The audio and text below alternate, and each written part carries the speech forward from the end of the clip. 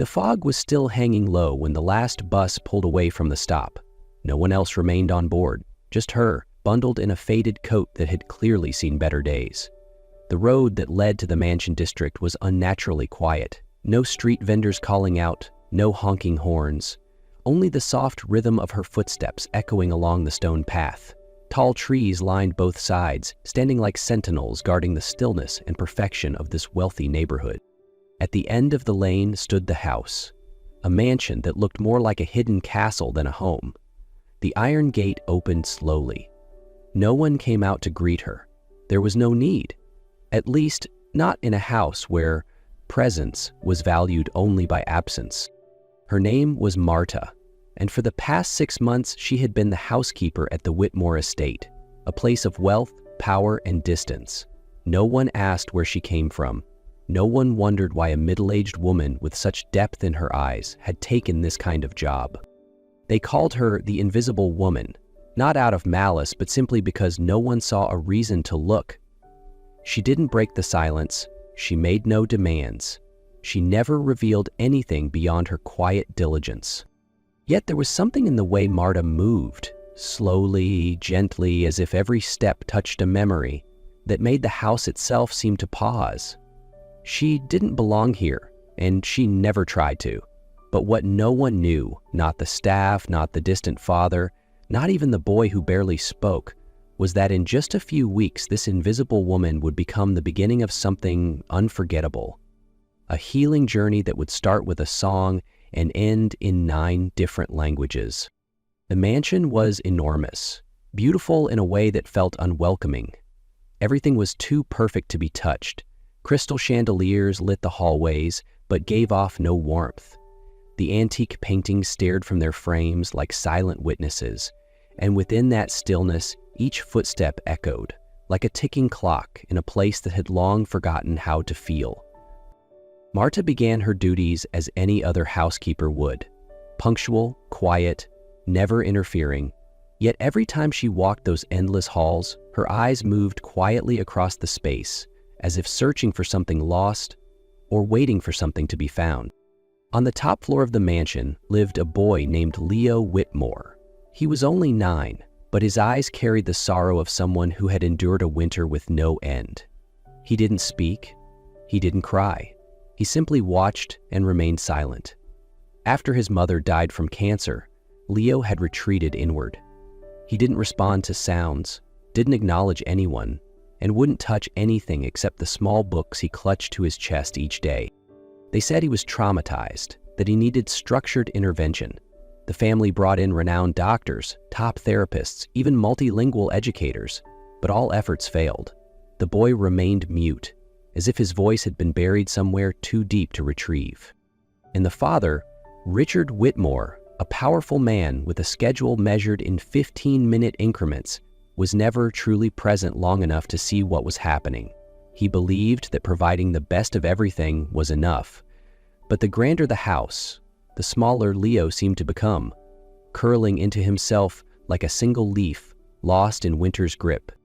No one noticed Marta, and Marta didn't ask to be noticed.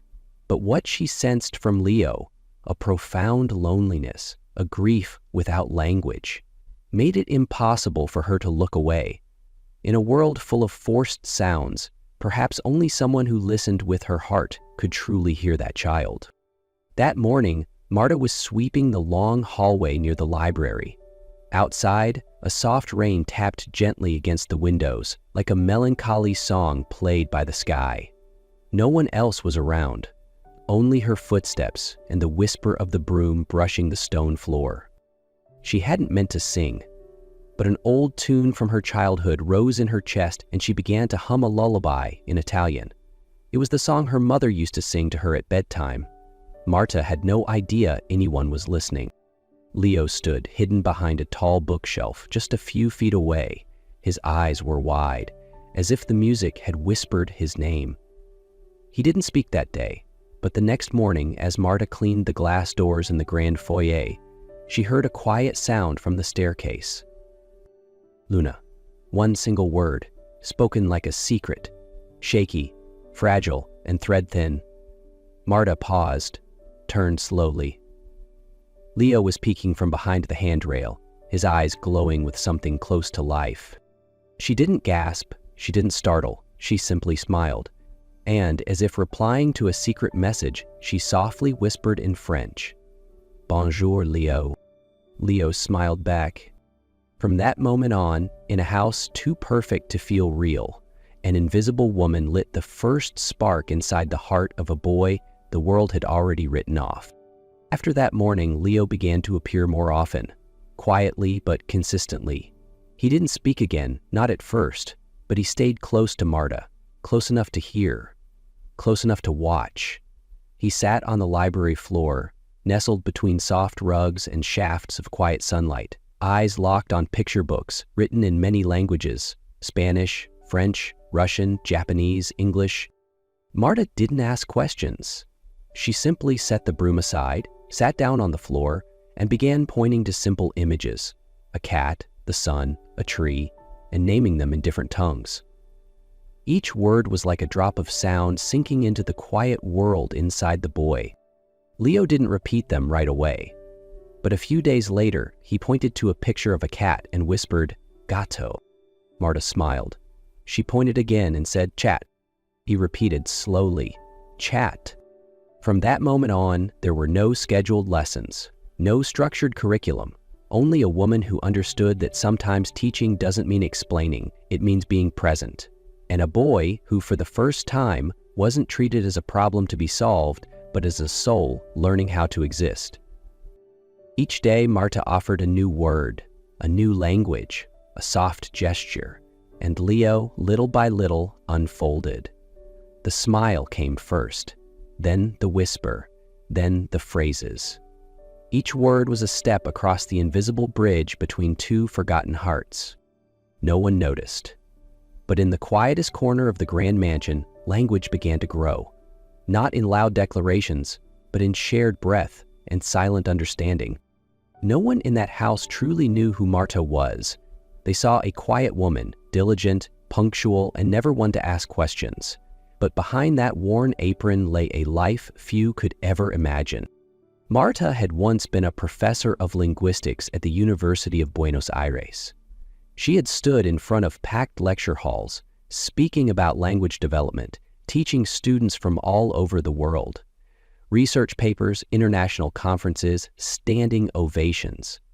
They had all been a part of her world, until the day everything collapsed. A sudden car accident took both her husband and daughter on a rainy afternoon. After that, Marta turned down every invitation, every accolade, and walked away from academia as if it had never existed. She moved to another city, took a job that didn't require speaking, remembering, or explaining, just surviving. No one knew. Marta never shared. She chose silence, much like Leo had. And perhaps that's why she understood him better than anyone else. Because real pain doesn't need to be spoken to be felt, and those who have lost everything often develop a deeper kind of listening than any expert could offer. Richard Whitmore was not a bad man. He was a businessman, a single father, and a man used to controlling life with logic. After his wife passed away, he tried to fix Leo the only way he knew how, with money, with specialists, with every therapy labeled as the best. But nothing worked. Until one afternoon, as he passed by the library searching for an old document, Richard heard laughter, real laughter, from a child. He stopped, turned back, and saw something that made his heart clench. Leo was sitting on the floor, holding a flashcard and reading aloud a German word, Apfel. And beside him sat Marta, the housekeeper whose name he had barely remembered. "What's going on here?" he asked. His voice wasn't loud, but it was cold. Marta rose slowly, her gaze steady. "We're learning together," she replied. "My son, since when can he speak?" Leo lowered his head, lips pressed tight. Marta knelt beside him, whispering something in French. Leo lifted his gaze and said softly but clearly, "Bonjour, papa." It wasn't just a word. It was a bridge rebuilt, a wound stitched softly from the inside out. Time seemed to pause. Richard stepped back, stunned. "He called me Dad," he muttered. Then, turning to Marta, "How long has this been happening?" "A month," she said calmly. "It started with a song." He didn't need more treatment. He just needed someone who truly listened. Richard didn't leave the library that day. He stayed, leaning against the doorway, watching quietly. Everything inside him felt shaken. Years of silence, pointless meetings, the countless times he looked at his son and saw only fear. And now, in front of him, was a child smiling, truly smiling, as Marta asked in Spanish, "¿Qué ves aquí?" Leo answered, "Un gato." It wasn't a miracle, it was presence. That evening, Richard called Marta into his office. There was no coldness in his eyes, no distance in his tone, just a father trying to understand what he had missed. "Who are you really?" he asked. Marta didn't avoid the question. She spoke of her past, of once being a linguistics professor, of the loss, and of why she no longer wanted to be seen. He listened, without interruption, then said, "I don't want you to remain a housekeeper. I want you to be Leo's official tutor, with whatever support you need." Marta was silent for a long moment. Then she spoke slowly. "I agree, but on one condition." "What is it?" "He's not a miracle. He's not a story to be displayed. He's a child. Let him grow in peace." Richard nodded. For the first time, not out of duty, not for results, but because he finally understood.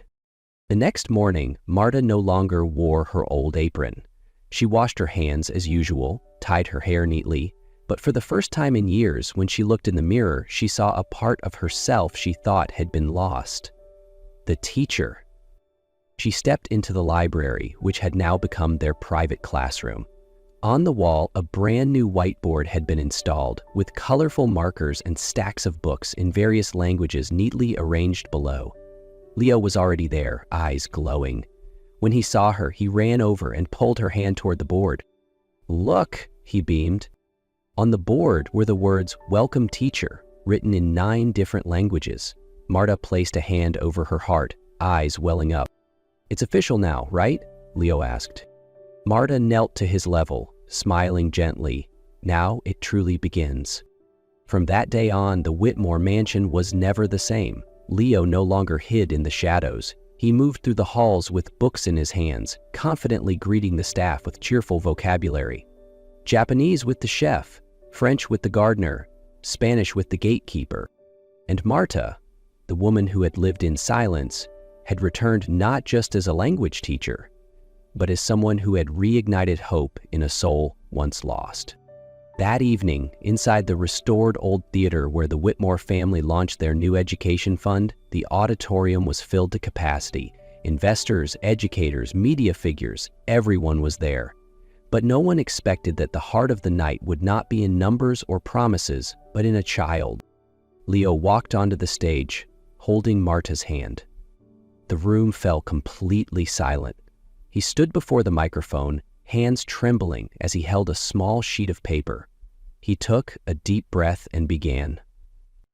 "My name is Leo Whitmore, and for a long time I couldn't speak, not because I didn't want to, but because no one ever taught me in a way I could understand." A wave of emotion rippled through the audience. Until one day a woman came into my life. She brought a broom and a smile. She didn't ask me to speak, she listened, even when I had no words to say. Leo turned to Marta and extended his hand.